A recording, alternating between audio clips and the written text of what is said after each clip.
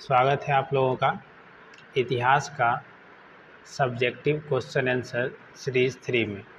आज का हमारा जो प्रश्न है वो प्रश्न है हड़प्पा सभ्यता के विस्तार की विवेचना करें। यानी भैया हड़प्पा सभ्यता जो फैला उसके बारे में क्या है आप बताएं, क्या खासियत थी, कहाँ तक फैला हुआ था। तो बताता है कि हड़प्पा सभ्यता जिसे सिंधु घाटी सभ्यता भी क्या है कहा जाता है, यानी दोनों हड़प्पा और सिंधु घाटी सभ्यता दोनों को एक ही नाम से जाना जाता है। बताता है प्राचीन विश्व की सबसे बड़ी सभ्यता में से एक थी और हड़प्पा सभ्यता अपने क्षेत्रफल के अनुसार से सबसे बड़ी सभ्यता थी और सबसे प्राचीन भी। बोलते हैं यह सभ्यता लगभग 2600 ईसा पूर्व से लेकर 1900 ईसा पूर्व तक अस्तित्व में रही, यानी ये उसका टाइम पीरियड था, काल था 2600 से लेकर 1900 ईसा पूर्व तक। और वर्तमान पाकिस्तान से लेकर पश्चिमोत्तर भारत तक इसका क्षेत्र क्या है फैली हुई है। ठीक है ना। अगर हम बात करें इसके विस्तार की विवेचना का तो अलग अलग बिंदुओं में हम लोग करते हैं।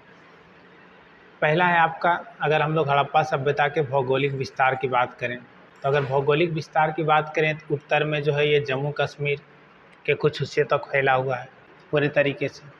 उसके बाद अगर हम बात करें दक्षिण में तो ये महाराष्ट्र के जो है दायमाबाद तक फैला हुआ है। पूरब में अगर बात करें तो उत्तर प्रदेश के आलिमगिरीपुर तक क्या है फैला हुआ है।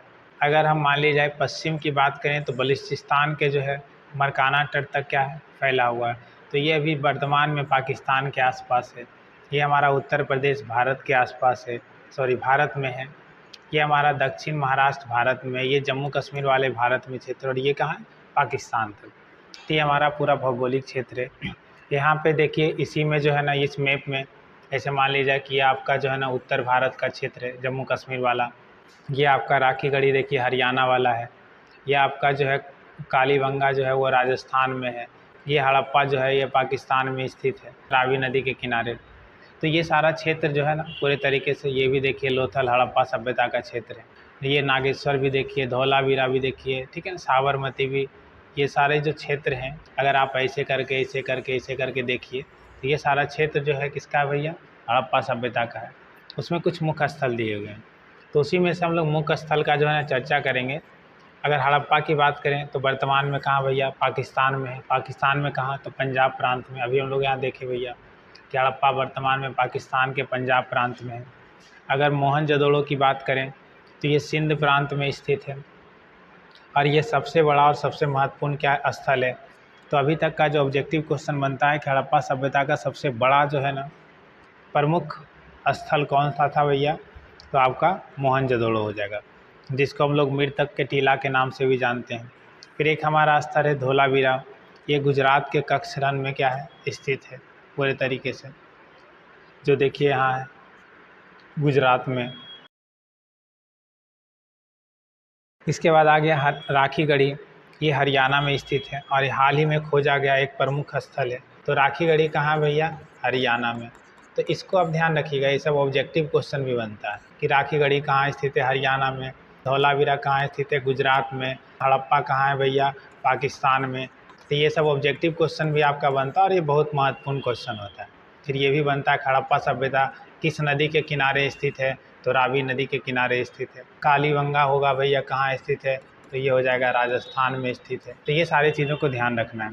कालीबंगा राजस्थान के हनुमानगढ़ ज़िले में क्या है स्थित है। अभी आपको बताया कि कालीबंगा कहाँ स्थित है। लोथल जो है गुजरात में स्थित है और यह प्रमुख क्या है बंदरगाह है, जहाँ से हम लोग व्यापार करते हैं, एक जगह से दूसरी जगह वस्तु को ले जाते हैं। अगर हम बात करें नगर योजना का तो सड़क और गलियाँ ग्रिड पैटर्न से बना होता है, यानी शहर के निर्माण एक ग्रिड पैटर्न में किया गया था, जिसमें सड़क और गलियों को एक सुनियोजित नेटवर्क था, मतलब एकदम प्लान के तहत बनाया गया था कि कैसे सड़क बनाना है, कैसे गली बनाना है, गली और सड़क के बीच में जो है क्या अंतर होगा, घर और गली और नली के बीच में क्या अंतर होगा। इस सारा तरीका से जो है ना एकदम प्लान करके बनाया गया था। बोलते हैं पक्की ईंटों का भी प्रयोग किया गया था घर बनाने में। बोलते हैं घर में पक्की ईंट से बने होते थे और उनमें कई क्या होते थे कमरे होते थे। ये नगर योजना था। फिर नगर में क्या था भैया स्नानागार था, नलियाँ था। बोलते हैं स्नानागार और जल निकासी प्रणाली बहुत अत्यधिक क्या थी विकसित थी, विशेषकर कहाँ मोहनजोदड़ो में, जहाँ महान स्नानागार था, यानी सबसे बड़ा स्नानागार कहाँ था? मोहनजोदड़ो में। इसके बाद शहर की विशेषता और क्या थी? किलेबंद, यानी शहर में जो है ना दुर्ग किलेबंद होती थी, जो सुरक्षा और प्रशासनिक उद्देश्य के लिए क्या है होता था। दुर्ग मतलब होता है, आप पढ़ेंगे, ऊंचा बस्ती इसको बोलते थे। इसमें क्या होता है, लोग जो है ना अपना बहुमूल्य वस्तु, खाने पाने की खाद्य पदार्थ या जो अस्थाएँ से जुड़ी हुई चीज़ होती थी, वो जो है ना ऊंचा बस्ती में लोग बसाते थे या रखते थे सुरक्षा के पर्पज़ से। अगला है आपका हड़प्पा सभ्यता का। अगर हम लोग सामाजिक और सांस्कृतिक विशेषता की बात करें तो उसमें सबसे पहले आ जाता है आपका लिपि आ जाता है। तो हड़प्पा लिपि अभी तक पूरी तरह से समझी नहीं जा सकी है, क्योंकि भैया यह लिपि जो है चित्रात्मक लिपि है, ठीक है ना, यानी पिक्टोग्राफी। तो आपसे क्या ऑब्जेक्टिव क्वेश्चन भी पूछता है कि हड़प्पा लिपि जो है कैसी लिपि है, तो आप जवाब देंगे भैया क्या है, चित्रात्मक लिपि है पूरे तरीके से। और इस लिपि को अभी तक पढ़ा नहीं गया, क्योंकि लोग उस चित्र का उपयोग किस लिए करते थे, किस रूप में करते थे, ये लोगों को अभी तक पता नहीं चल पाया। और अगर देखें हम लोग सामाजिक और सांस्कृतिक विशेषताएं, तो अगला है हमारा धार्मिक विश्वास। अगर बात करें पूजा स्थल, मूर्तियों के आधार पर, तो ये लोग विभिन्न देवी देवताओं का क्या होता था, पूजा होता था हड़प्पा सभ्यता में। अगर आप बात करें तो अगर चैप्टर को पढ़ेंगे तो देखेंगे वृक्ष का पूजा, पशु का पूजा, उसमें पशुपति भी एक देवता होते हैं जिनको शिव के रूप में दिखाया गया, लिंग का पूजा। तो ये सब हड़प्पा सभ्यता का क्या था, धार्मिक जो है विश्वास था। अगर हम लोग बात करें कला और वस्तुकला की, तो मिद्रभांड, मोहरे, मूर्तियाँ, मनके, ये सारी चीज़ों का उपयोग करते थे, क्योंकि ये सारी चीज़ जो है ना वो साक्ष्य के रूप में हड़प्पा स्थलों से क्या है मिले हैं। फिर अगर हम लोग बात करें पतन की, तो हड़प्पा सभ्यता का पतन का कारण जलवायु परिवर्तन था, यानी मौसम, सिंधु नदी के मार्ग बदलाव, सूखे की संभावना, ये सब के कारण जो है ना हड़प्पा सभ्यता का क्या हुआ, पतन हुआ। फिर संपर्क की कमी, यानी बाहरी आक्रमण और आंतरिक संघर्ष के कारण व्यापारियों और संपर्क में क्या आया, कमी आया, जिसके कारण हड़प्पा सभ्यता का पतन हो गया। बाढ़, नदी में बाढ़ के कारण नगर के बहुत सारे क्षेत्र क्या हो गए, नष्ट हो गए, यानी मल्टीपर्पज़ कारण था हड़प्पा सभ्यता के विघटन होने का।